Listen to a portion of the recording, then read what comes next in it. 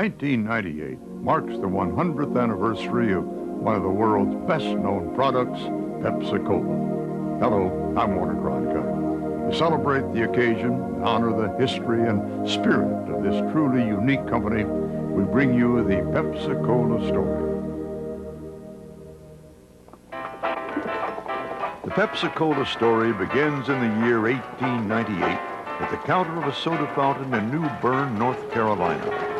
History records that New Bern was the first capital of the state, but the town's claim to fame is Pepsi. It was the creation of an apothecary who owned the local pharmacy. His name, Caleb Bradham. Here he dispensed medicine and advice in the traditional fashion of a 19th century pharmacist. But behind his soda fountain, he served a refreshing elixir that customers called Brad's Drink. It wasn't first intended as a refreshment. Bradham had mixed oils and extracts with soda bicarbonate for many years. His goal was to create the perfect health drink. The inspiration may have come as early as 1893, but in the summer of 1898, the young, energetic druggist began selling his drink by the name Pepsi-Cola. It didn't take long for business to take off. First, he sold it by the glass, then by the gallon, and before long, Bradham was moving 5-gallon kegs of Pepsi syrup out his back door. Caleb Bradham embodied youth, vigor, and progress. Around New Bern, he was prominent and popular, and so was his new drink. Time to register a trademark and form a corporation. By New Year's Day, 1903, Caleb Bradham was president of the Pepsi-Cola Company. The first year, Pepsi sold almost 8,000 gallons of syrup. With his earnings, Bradham reinvested and started advertising, using Pepsi's first celebrity endorsement, his daughter. At about age 8 years old, she was photographed with a bottle of Pepsi on a drugstore table, and that was made into calendars, but she was dressed up and had the product in front of her with a big smile on her face.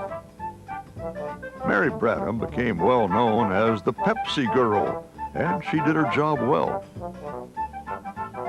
In 1904, sales doubled. Bradham's business had outgrown the pharmacy. That called for a new building, greater syrup production, and something new, bottling. In 1905, Bradham sold the first Pepsi-Cola bottling franchise to Henry Fowler of North Carolina. When he heard of the upstart Pepsi-Cola, he decided to look into it, and one day my grandmother came home and my grandfather was standing in the living room sipping this brown liquid, and he said, "Sadie, take a sip and see what you think." Sadie took a sip and handed the glass back to Henry and said, "Henry, that will do." This relationship, a partnership between the ambitious parent, Pepsi, and a growing family of independent bottlers, became the backbone of the company. Ever the entrepreneur, Bradham envisioned Pepsi-Cola sales around the world, so he registered his trademark in Canada and Mexico. 1908 was a big year for Pepsi. In New Bern, Bradham opened the doors of the first official Pepsi-Cola home office. And in Charlotte, Pepsi-Cola was delivered by motorized truck for the first time. By 1910, Pepsi-Cola was bottled in 250 plants across 24 states. Bradham decided it was time to gather the Pepsi family together. So on January 20th of that year, the first Pepsi-Cola Bottlers Convention convened in New Bern. When it ended, Pepsi bottlers went home and pushed sales through the roof. Within 5 years, Pepsi-Cola had assets of more than $1 million. But at the height of this great American success story, fate intervened. World War I brought sugar rationing, which throttled Pepsi's growth. After the war, prices rose sharply, and Bradham bought heavily. 6 months later, the sugar market crashed, and down with it fell Caleb Bradham. In his annual report for 1920, Bradham disclosed the loss of $150,000 to Pepsi shareholders. When the dust settled, only 2 of his 250 bottlers remained in business. For Caleb Bradham, it was the end. His Pepsi-Cola company was bankrupt. If it hadn't it been for 2 bottlers bottling something under the label of Pepsi-Cola, there would be no Pepsi today. And the 2 bottlers were my grandfather, Henry Fowler, in Charlotte, and the bottler in Durham, North Carolina. When Caleb Bradham went bankrupt, my grandfather bought the remaining syrup that he had and kept bottling Pepsi. And never was a time that he didn't have Pepsi for sale. In 1923, Bradham walked away from his beloved Pepsi-Cola company and returned to the quiet life of a pharmacist. At age 56, he was out of the soft drink business. Through bankruptcy, Pepsi's formula and trademark were purchased by a financier named R.C. McGargle. He hoped to revive the distressed company on Wall Street. For the next 8 years, McGargle did what he could to prop up the value of Pepsi, only to face the stock market crash of 1929. McGargle managed to keep the Pepsi-Cola trademark alive by operating a single bottling plant in Richmond, Virginia. But 2 years into the Great Depression, he couldn't go on. McGargle had to sell the company or let it die. In 1931, the undisputed giant of the soft drink business was Coca-Cola. It was so big and strong that its salespeople boasted that they had no competition. When I first got into business, I ran routes. And my competition, and you know who my competition was, would call me a dishwater salesman. They had no regard for Pepsi people. We were considered, at the time that I got into business, second-class citizens. Now, how do you get to be considered a first-class citizen? Very simply, you just lead the market. Coke had a hold that was tough to break.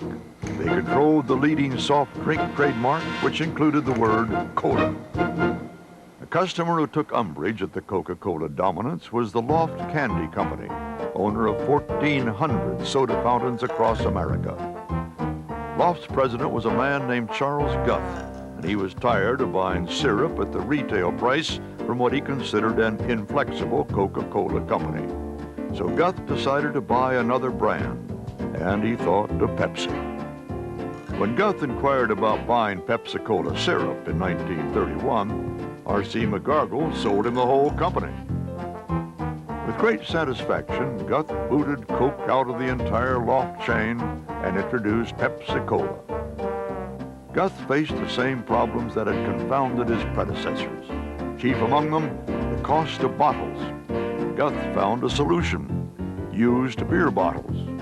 But their 12-ounce size was twice that of the normal 6-ounce soft drink bottle. Initially, Guth charged a dime for the larger size, but sales dragged. And then he came up with an idea that made marketing history: 12 ounces for a nickel. It worked. In the heart of the Great Depression, twice as much for a nickel made Pepsi-Cola a consumer favorite. Suddenly, Pepsi was more popular than ever before, surpassing the wildest dreams of Caleb Bradham. But the creator of Pepsi-Cola never saw this success. Bradham died in February 1934 at the age of 67. In 1935, Guth moved Pepsi to Long Island City, New York.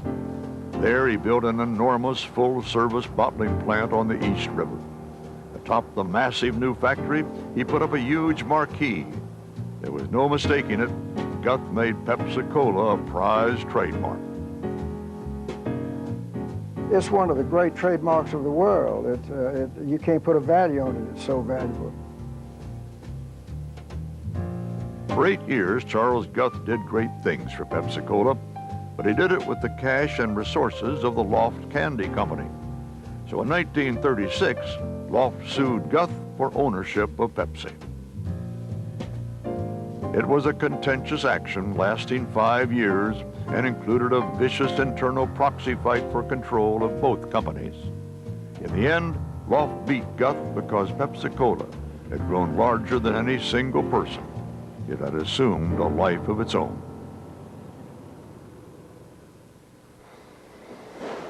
In 1938, a team of individuals representing the Loft Candy Company took control of Pepsi-Cola.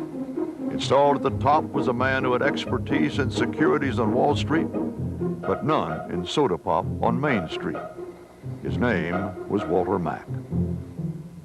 Building on the good taste of Brad's drink and Guth's gumption to sell twice as much for a nickel, Mack added something new, big-time advertising. And he thought of everything: skywriting, billboards, a nationally syndicated comic strip. The Walter Mack made Pepsi immortal with a song. Pepsi-Cola, it's the spot. 12 full ounces, that's a lot. Twice as much for a nickel, too. Pepsi-Cola is the drink for you. Nickel, nickel, Pepsi-Cola Hits the Spot was the first jingle in national radio advertising history. What's more, it became a hit record requested by listeners across America. Sung in every schoolyard, whistled on every street, remembered by an entire generation. Pepsi-Cola hits the spot, 12 full ounces, that's a lot, twice as much for a nickel too. Pepsi-Cola is the drink for you. You capiche? The jingle's direct impact, sales. I believe that is really what made people recognize Pepsi. It gave us a step up on competition, and I think our sales started to pick up dramatically during that period of time. It was growing so fast that you couldn't buy enough of them. I don't care if you had trucks coming every day. And we were selling everything we could make. And I'm talking about, that was big, big sales. I'm talking about 1 million cases. Sales continued to grow in 1938, and the competition noticed. Giving rise to one of the greatest battles in packaged goods history, Coke tried to slow its new competitor by dragging Pepsi into court for trademark infringement. Pepsi launched a counterattack and confirmed its right to use the word cola. The Cola Wars had begun. Being number 2 is a big, big asset for us. I mean, a huge asset. I mean, the people who come here are people who want to compete. You wouldn't come to work for this company or one of our franchisees if you didn't like competing. Between 1939 and 1941, Pepsi competed with Coke head-to-head across America. It also began trading on the New York Stock Exchange. But at the same time, Pepsi faced a perplexing crisis. Opportunity existed to make the company grow exponentially, but a great force was working against growth: World War II. Despite the fact that Coke received a government contract to provide its soft drink to Allied troops around the world, Pepsi still persevered. One hallmark of the era was a new color scheme for the company logo: red, white, and blue. After the war, Pepsi rebounded when Walter Mack hired a man named William Forsythe to head up a new international division. Soon, Pepsi began to establish a presence in countries around the world. During these post-war years, Pepsi made big strides. This included the hiring of a former Coca-Cola executive, Al Steele. He was just the greatest friend, other than Don Kendall, that the Pepsi bottler ever had. He was just a great friend to the bottlers. For 9 years, Al Steele presided over Pepsi-Cola, bringing new ideas and new strategies to the company. Steele was daring and willing to take risks.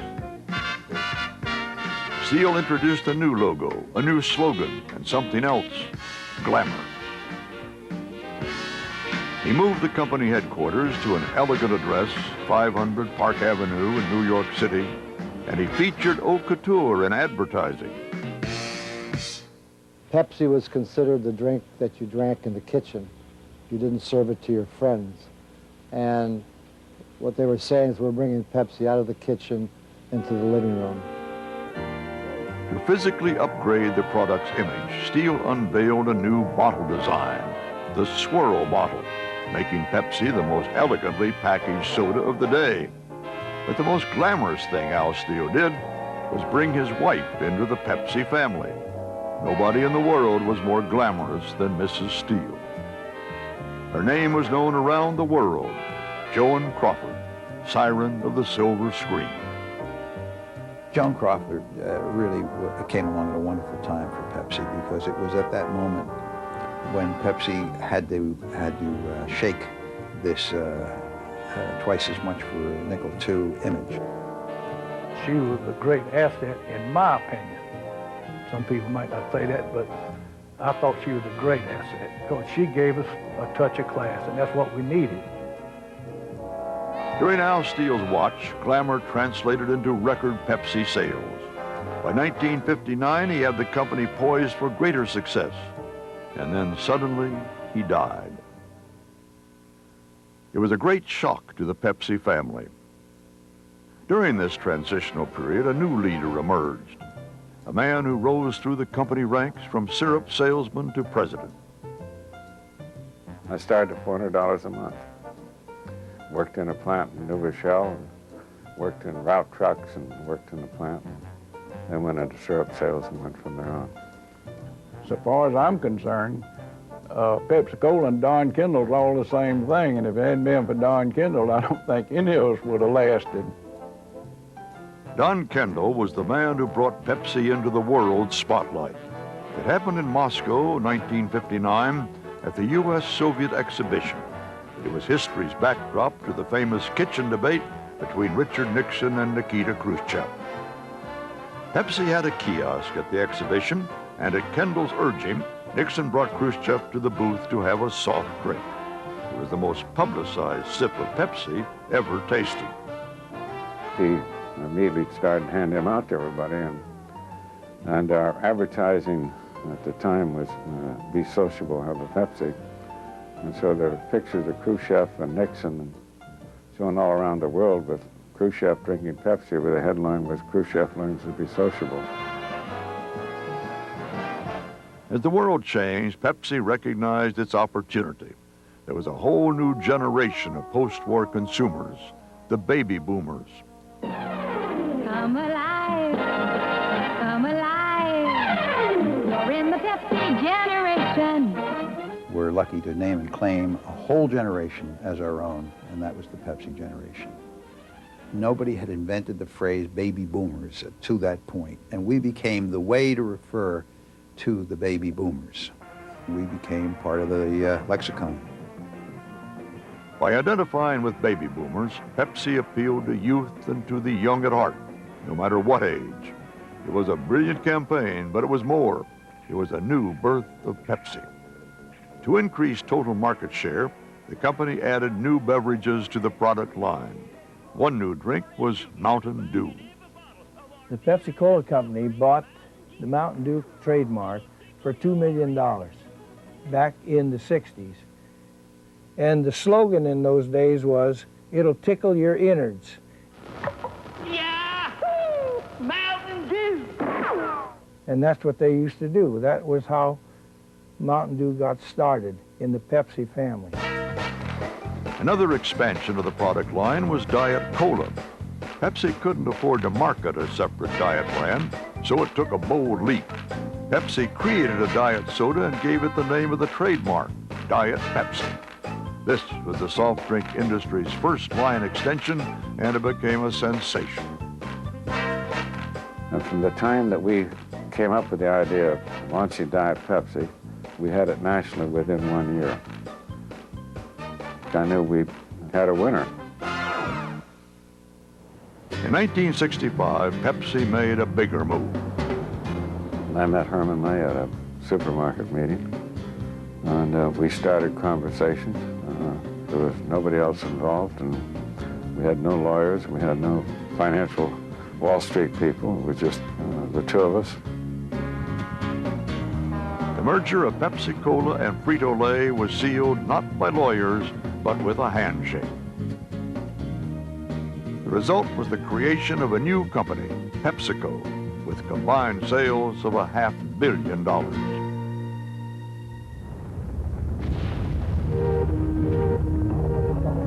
dawn of the space age, Pepsi, with its energetic new partner Frito-Lay, boldly explored new markets around the world. Everybody was happy with the affair, and more ideas came in, and more innovation, more money spent in the marketplace, and the results were realized. 1970, a new decade, a new threshold passed in sales. $1 billion, and for Don Kendall, a vision of new possibilities. That year, PepsiCo moved to Purchase, New York. Its new headquarters were a sight to behold, but no more impressive than a rapidly expanding bottom line. Sales soon doubled to $2 billion, and company ranks increased to 50,000. Fueling growth was award-winning advertising. One TV commercial that grabbed attention was called Puppies. When we did the commercial, the little boy took the Pepsi-Cola bottle and poured it over the dogs, just playfully, and got some on himself. Well, what happened was the dogs started to lick the Pepsi off the little boy, who started to giggle. And the cameras just kept rolling and rolling. It wasn't long before Pepsi found that its positive, hopeful spirit won support all over the world.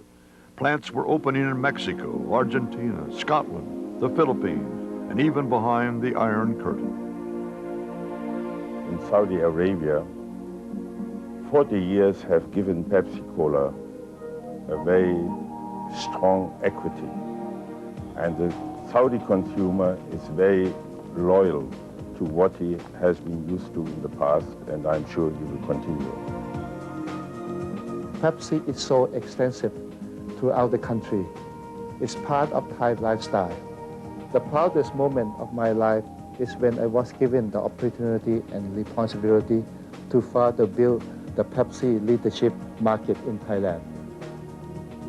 If you think of the direct employment we have been able to generate, not only ourselves, but our bottlers, you're talking about hundreds of thousands of employees around the world. We as a corporation stress the importance of being very diligent and honorable corporate citizens wherever we are established, and very conscious of our responsibilities as corporate citizens. Still, wherever it went in the world, Pepsi had company. Coca-Cola was a formidable competitor. But in the mid-70s, Pepsi took them on straight up with something new, comparative advertising. Thus, the Pepsi Challenge was born. I want you to tell me which cola you preferred. Oh, Ma. Pepsi. I suppose you could say it was born out of desperation. But the fact is that it worked pretty well, and it certainly put competition into a frenzy. Which do you like better? I prefer this one. What was your choice? When you stripped everything away, customers and consumers liked the taste of Pepsi better than they did the taste of Coke. And that fact was known for quite a while, but finally some folks in Dallas, Texas got enough courage to go on the air and say it. And that was fairly revolutionary at the time. In 1976, the Pepsi Challenge helped make Pepsi the top soft drink sold in supermarkets across America. And the challenge is no less powerful today. How long have you been drinking Pepsi? I've been drinking Pepsi since I was a kid. Really? Yeah. So you know Pepsi pretty well? Pretty well. All right, stay right there.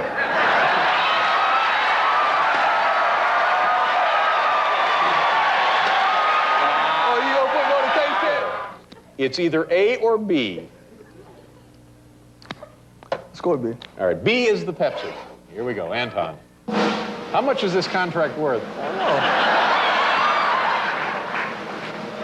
He didn't tell me.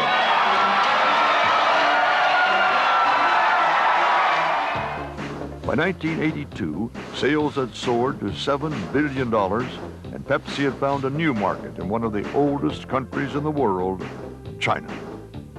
In this era of magnificent growth and new opportunities, PepsiCo gained a new leader, Wayne Calloway, who had a simple but effective attitude toward success.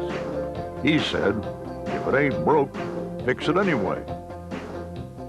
in our business, innovation is key to the game. If you don't innovate and change with the consumer and stay current and contemporary, then you're going to get out of style and you won't have any growth. And so you can't wait till it's broken to fix it. You have to anticipate that and make it better even before it gets broken. Readiness for change, for taking more risks, became a driving corporate philosophy. Our posture has always been to be contemporary, be changing, be with it, if you will, as opposed to being an icon. Despite the fact that we're 100 years old, we have never acted like we're 100 years old. When you're number two, you have to be more innovative. And, as I've always said, you have to take chances, you have to take risks, and you have to make mistakes. If you're not making mistakes, you're not trying. Hit mark, 002. A lot of eyebrows were raised in 1984 when Pepsi hired a superstar to promote its products as the choice of a new generation. You're a whole new generation. You're loving what they do. Everybody remembers we paid them $5 million. But we got $20 million worth of publicity before that commercial went on the air. It was a daring move, but Pepsi had once again connected with the youth of the world. More show business and sports celebrities followed. These audacious marketing and advertising campaigns and the resulting growth in sales forced the competition to react.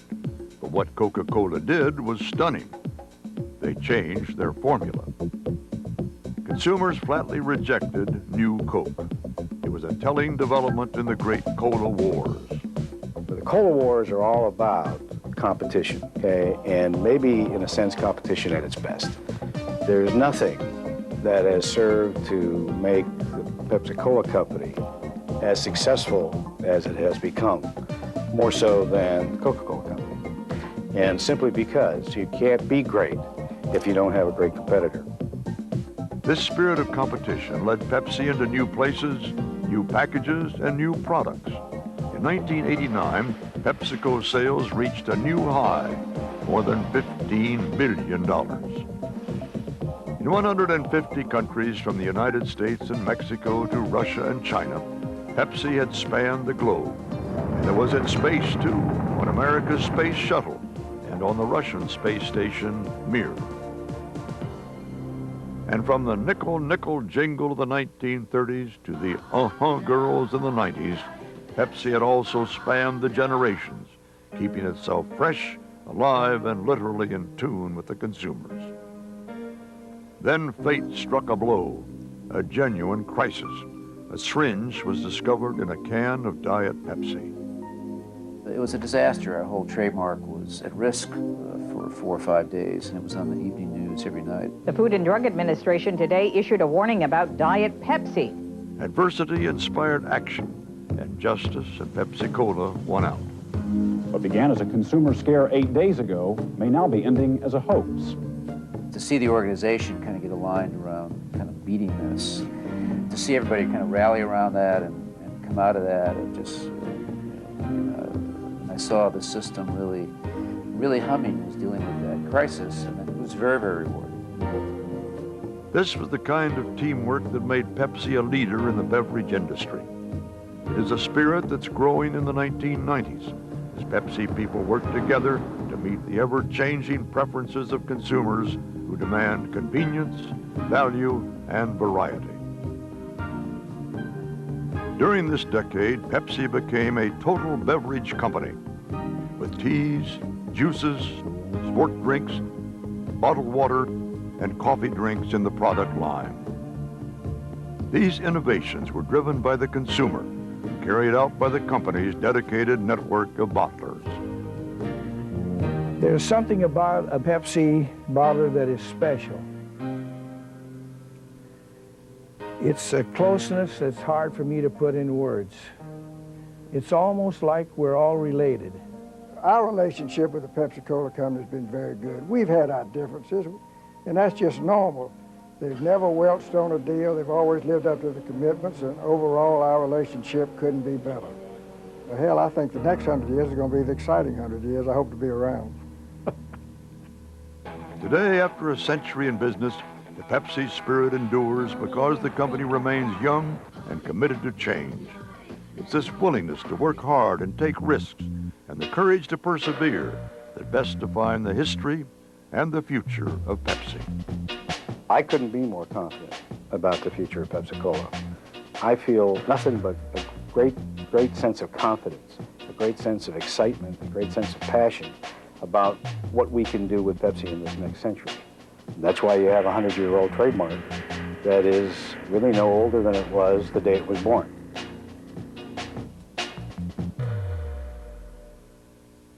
What began 100 years ago as a notion in a rural North Carolina drugstore is today a product that is sold in almost 200 countries and territories. That success is the Pepsi-Cola story. I'm Walter Cronkite.